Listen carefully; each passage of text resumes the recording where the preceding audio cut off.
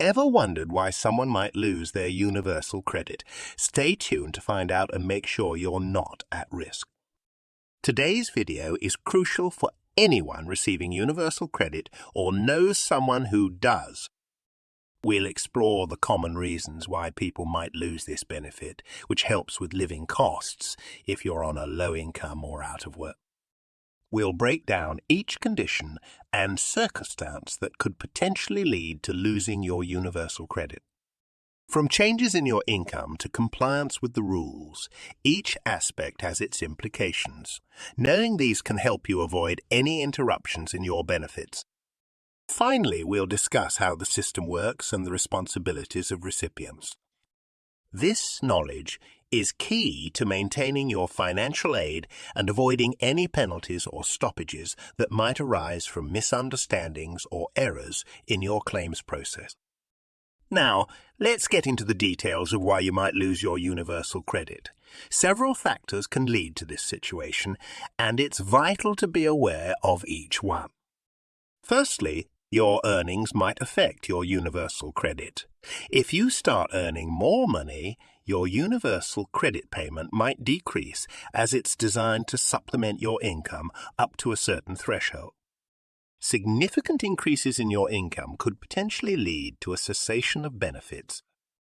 Secondly, not reporting changes in your circumstances can cause problems.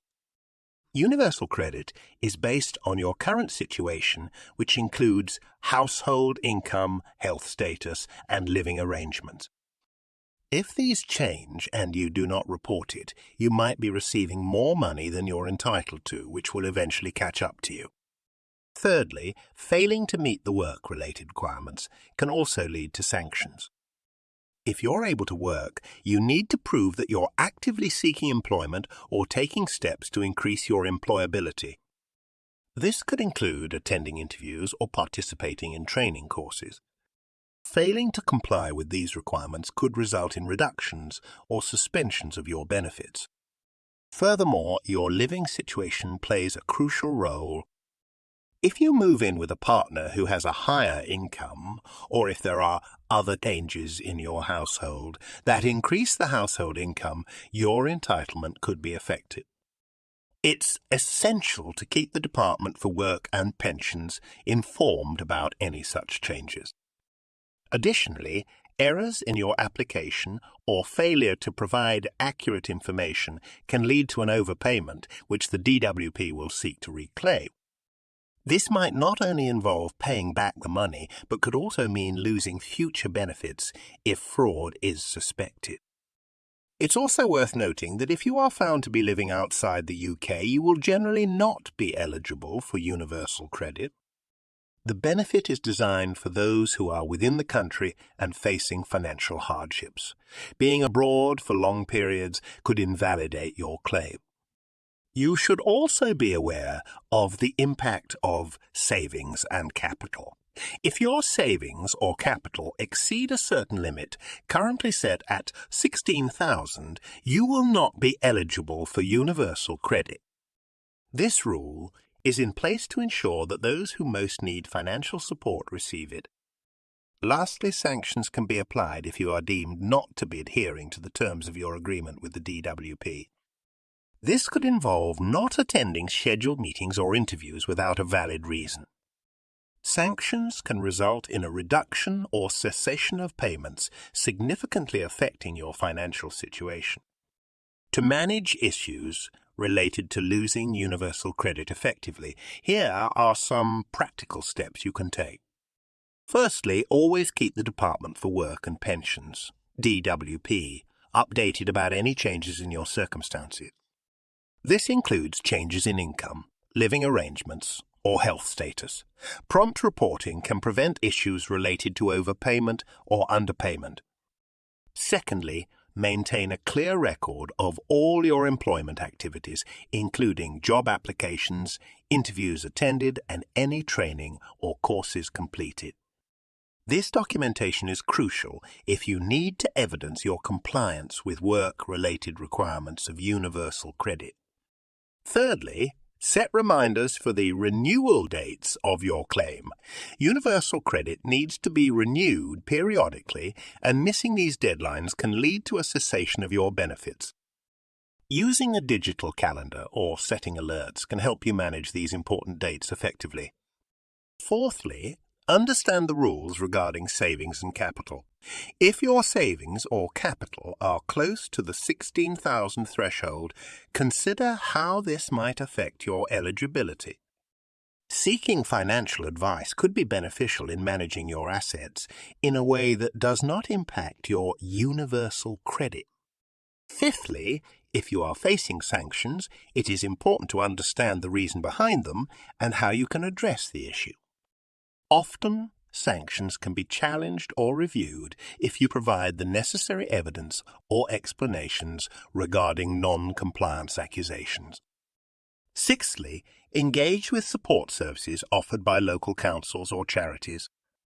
These organizations can provide guidance, support in filling out forms, and advice on how to deal with complications related to universal credit.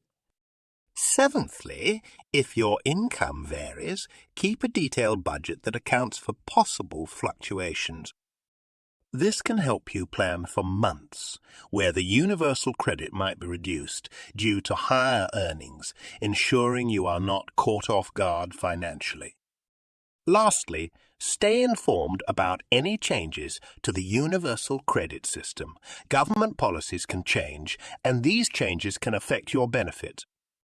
Regularly checking official resources or subscribing to updates from reliable financial advice services can keep you well informed. Before we move on to the rest of the video, if you are finding this helpful, please like, subscribe, and comment, as it really helps this video reach a wider audience. Here is a case study related to why you might lose your universal credit.